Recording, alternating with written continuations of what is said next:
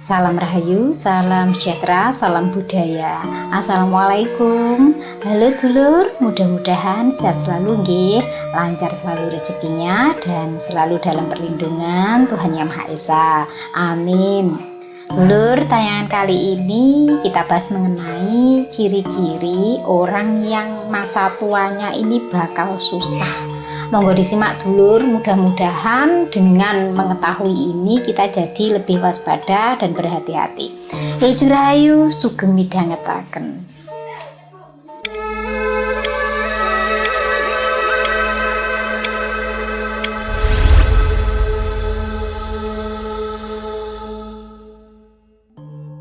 Dulur, tidak akan terjadi yang namanya akan indah pada waktunya kalau tidak melalui proses kehidupan terlebih dahulu nggih.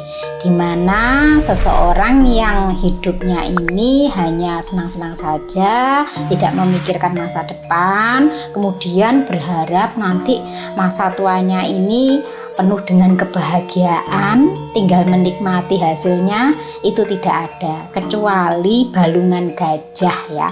Keturunan dari orang kaya 7 turunan. Kalau orang-orang biasa seperti kita ini, semuanya itu harus diupayakan deh. Dimana penentuan masa tua kita nanti seperti apa, itu adalah gambaran bagaimana kita di masa mudanya. Atau minimal saat kita ini sudah memasuki usia dewasa, maka kita sudah bisa berpikir masa depan kita ini mau dibawa kemana. Nah, dulur, ini bukan berarti mendahului kersaning Gusti nggih. Bukan mendahului takdir bahwa masa depan atau masa tua seseorang nanti bakal susah. Tetapi semua itu bisa dilihat dari kebiasaannya.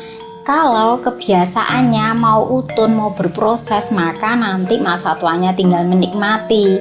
Tetapi kalau masa mudanya ini sama sekali tidak berpikir ke depannya, leha-leha, bersenang-senang. Nah, ini nanti masa tuanya kebanyakan akan mengalami yang namanya susah dan menderita. Dan masa tua itu lama loh dulur, berbeda dengan masa muda itu yang hanya sebentar nih. Kenapa saya bilang begitu? Faktanya diterima bekerja saja usia maksimal itu 28 tahun itu sudah nggak diterima, sudah dianggap tua di negara kita. Nah, apalagi kalau hidupnya itu sampai 70 tahunan, berapa lama merasakan hidup susah pontang-panting. Sedangkan masa muda itu berarti hanya selama 28 tahun saja nggih. Nah, dulur, lalu bagaimana ciri-cirinya orang yang masa tuanya nanti bakal susah? Yang pertama, ngentengi utang, menggampangkan hutang. Bahkan ada yang berprinsip kalau nggak hutang nggak akan punya. Apalagi yang dihutang ini bukan sesuatu yang sangat dibutuhkan, tetapi hanya karena FOMO. Bahkan barang-barang yang tidak perlu, tidak penting. Jare simbah, wong kilek seneng gampang ke utang, itu akan menjadi kebiasaan. Dikit-dikit kalau nggak punya ngutang. Nah, sifat terbawa ini biasanya bisa sampai tua. Kalau sampai tua kayak gini, berarti hidupnya ini susah. Kenapa? Karena masa tua yang seharusnya tidak memikirkan tanggungan-tanggungan yang tidak berguna tetapi tetap dilakoni. Untuk kebutuhan hidup saja masih mikir ngutang, apalagi untuk barang-barang yang lainnya. Bukan berarti tidak boleh ngutang gitu loh, tetapi dilihat dulu itu kebutuhan atau keinginan. Karena kalau tidak bisa membedakan mana kebutuhan, mana keinginan, ini akan menjadi kebiasaan dan nanti masa tuanya ini pasti akan mengalami yang namanya kesusahan. Mesti engko enek sing jawab, ya enggak gitu Mbak Fitka, tidak semuanya begitu. Nyatanya ada orang tua yang suka ngutang kemudian masa tuanya kaya enggak kesusahan. Itu berlaku untuk yang memiliki kekayaan 7 turunan ya. Artinya mungkin dapat warisan ya, mablek okeh, akhire bandane cik panggah enek wae. Tetapi kalau orang biasa jangan sampai membiasakan diri ngentengke utang. Ciri yang kedua, uripe boros.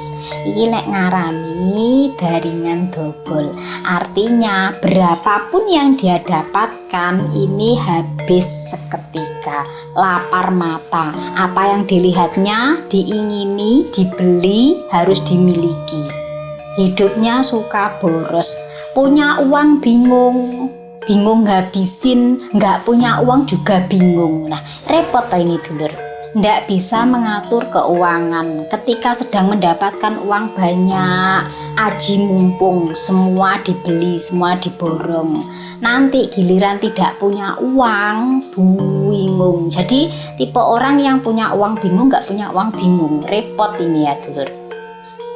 Kalau kayak gini mau diberi berapapun banyaknya tidak akan bisa memuaskan rasa inginnya. Lah, menyenangkan diri kan nggak apa-apa Fitka, masa ndak boleh? Itu kan reward buat diri sendiri. Boleh dulur, tapi kan segala sesuatu ada aturannya, nggih. Istilahnya misalkan kalau turun hujan, begitu air melimpah, pinter nampung ya, supaya nanti kalau kekeringan ini nggak kehabisan air, apalagi daerahnya jarang ada hujan ya. Nah, ini kan salah satu cara untuk mengatur supaya tidak kekeringan ya. Sama dengan uang. Saat dapat uang banyak, diatur bagaimana supaya kedepannya nanti di saat seret tidak begitu terasa karena sudah pandai mengatur keuangannya. Nah, kalau terus-terusan boros, ibaratnya seperti bak bocor yang diisi air, nggak akan nyisa. Nah, bagaimana dengan masa tuanya? Kalau masa mudanya pola hidupnya seperti ini.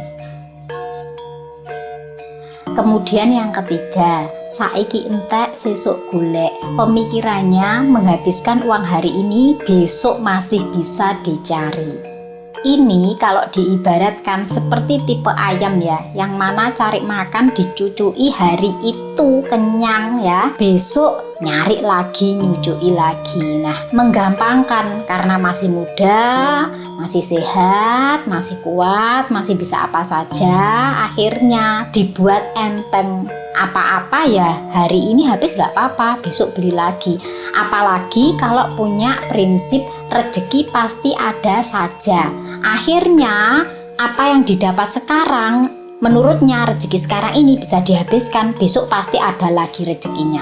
Nah, ini pemikiran yang salah gitu lur. Memang setiap manusia yang kalau masih hidup itu pasti ada saja rezekinya. Tetapi konsepnya bukan berarti kamu mendapatkan uang hari ini, dihabiskan hari ini, terus berpikiran besok akan dapat lagi. Tidak seperti itu. Kalau rezeki setiap harinya dijamin seperti itu, maka tidak ada orang yang kesusahan, tidak ada orang yang kesulitan.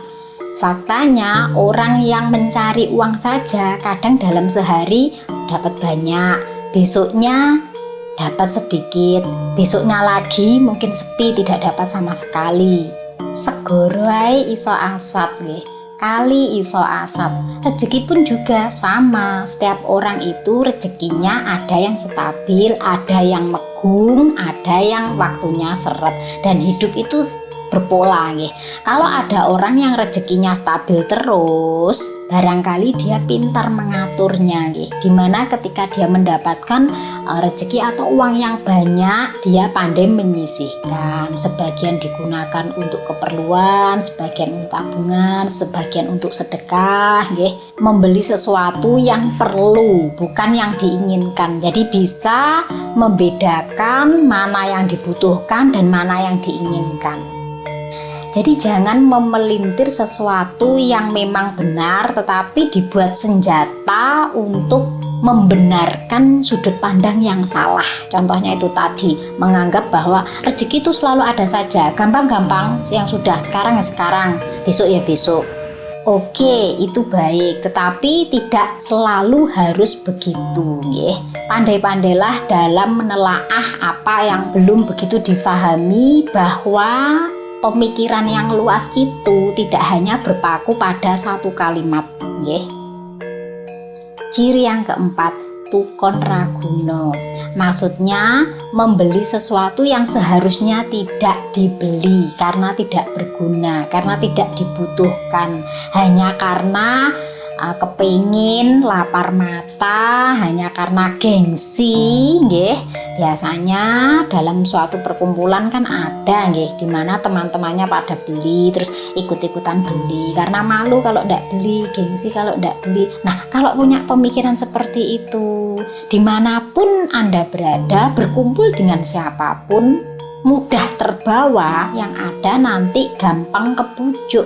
Jadi ditawari ini langsung mau karena nggak enakan, ditawari ini langsung diterima walaupun itu ditempuh dengan jalur hutang, uang penting, uang panas keluar untuk dibelikan sesuatu yang tidak berguna. Nah, kalau prinsipnya seperti itu terus, gak enakan atau mungkin gengsi ya, itu dipastikan nanti kehidupannya di masa tua akan susah. Karena ini sudah menjadi kebiasaan, maka sifat-sifat tidak enakan, gengsian, itu harus dididik dimulai dari sekarang, belajar untuk mendahulukan mana yang penting daripada mana yang diinginkan. Kemudian ciri yang kelima, ngopeni gaya, menghabiskan uang untuk gaya hidup. Yang penting dilihat orang necis, yang penting dilihat orang bagus, yang penting dilihat orang mentereng. Walaupun uangnya banyak, walaupun tidak hutang, tetapi kalau ngopeni gaya, yang mana kakean polah kuwi bakal owah, gak iso semeleh awake sengklah. Yang rugi siapa? Diri sendiri. Orang lain itu cuma ngawasi, cuma melihat saja. Saat ada pujian ketika Anda memiliki segalanya, itu tidak lain sebenarnya hanya memuaskan mata orang lain. Mengapa? Karena mereka melihatnya, wah, kok ini bagus ya itu punyanya, wah barang baru dia udah punya. Cuma hanya membutuhkan validasi dari orang lain, ini bikin menderita nantinya. Tapi kan kalau orang kaya ndak apa-apa Taufik kan, ndak apa-apa, tetapi ingat nggih, tidak ada yang tahu kedepannya nasibnya seperti apa. Halangannya, cobaannya, rintangannya bagaimana, itu tidak ada yang tahu. Sekarang kaya, tiba-tiba keadaan berbalik ke bawah. Nah, mungkin orang lain tidak tahu, tetapi karena terbiasa gengsi, terbiasa ngopeni gaya, akhirnya tetap mbuh piye carane jangan sampai orang tahu kalau keadaannya jatuh. Nah, ini dulur, lebih baik hidup itu yang apa adanya ya, yang sederhana. Kalau punya bolehlah ditampilkan, tetapi tidak berlebihan. Kenapa? Supaya kalau keadaannya nanti turun itu tidak malu sendiri, sudah tidak punya rasa gengsi lagi karena sudah terbiasa hidup apa adanya. Ciri yang bakal susah hidupnya di masa tua itu karena gak duwe celengan, tidak memiliki tabungan. Begini nggih dulur, memang keadaan orang itu tidak sama. Ada yang mungkin karena memang ekonomi atau kebutuhannya yang dikeluarkan itu banyak, pada akhirnya tidak bisa menabung. Anaknya banyak, butuh biaya banyak, kemudian ada yang sakit sehingga banyak biaya yang dikeluarkan, jadi tidak bisa nabung. Ini beda cerita nggih dulur. Sebenarnya tabungannya itu investnya ya ke anak-anaknya itu nggih, dimana uang yang digunakan untuk ngeragati anak-anake, tinggi mertombo lorone, itu nanti juga bakal kembali pada diri sendiri. Artinya kesuksesan anaknya nantilah yang akan menjadi atau membayar kebahagiaan bagi orang tuanya. Tetapi dulur, dalam hal ini yang saya sampaikan adalah gak duwe celengan krono memang gak niat nyelengi, sakjane duwe kesempatan nggih. Walaupun hanya sehari Rp1.000 atau mungkin 1 minggu saja Rp2.000, itu kalau dikumpulkan nggih tanpa terasa uang 2.000 ini lumayan dulur, walaupun nilainya tidak banyak, tapi kan punya celengan nggih. nggak terasa kan nggih nominal 2.000 itu. Berbeda dengan orang yang nggak mau mikir sama sekali bagaimana nanti masa tuanya, pegangan nggak punya, pikirannya besok ya besok, sekarang ya sekarang. Wah gawat kalau kayak gini nggih. Dimana hidupnya ini pikirannya nggak bisa panjang nggih. Padahal masa tua itu masa yang panjang. Karena kalau sudah tua itu kesulitan mendapatkan kesempatan, fisik sudah tidak seperti muda dulu. Kemudian yang dirasakan nggih, 1 tahun itu lama sekali bagi orang yang tidak bisa ngapa-ngapain dulur. Dan kebanyakan orang itu menyesalnya itu pasti saat tua. Ini bagi orang yang bisa berpikir loh nggih dulur, dimana dia menyadari masa mudanya ini terbuang sia-sia, merasa menyesal. Nyapo ndisi aku kok gak primpen, nyapo aku mbiyen kok gak nyelengi nggih. Apalagi orang kalau lemah nggih, kalau tua biasanya teman-temannya ini menjauh nih. Kenapa? Karena orang itu hanya mau mendekat saat kita itu punya aja. Lek keadaan susah, jangankan tua, masih muda saja sudah ditinggal kok. Kesetiaan zaman sekarang ini mahal harganya dulur. Untuk mengantisipasi itu semua, belajarlah mulai menabung sedikit-sedikit. Anggap saja uang tabungan itu tidak ada, supaya kalau ada apa-apa minimal ada pegangan. Gak terus nek apa-apa terus bingung piye iki ketatalan, akhirnya panggah jebule bledose nyang utang. Nah kan kasihan nanti anak-anaknya, mungkin anak-anaknya hidupnya belum sukses, menata dirinya sendiri saja belum bisa, apalagi kebebanan orang tuanya yang sudah mungkin tidak memiliki apa-apa, tetapi pola hidupnya ini bledru kabeh. Mulai dari sekarang berapapun uang panjenengan sisihkan, walaupun itu hanya sedikit, minimal untuk pegangan kalau ada apa-apa di kemudian hari. Dan yang terakhir, cekak pikir, tidak mempunyai rencana untuk masa tuanya. Kehidupannya dilewati apa adanya tanpa berpikir, mengalir seperti air tanpa tahu di mana muaranya.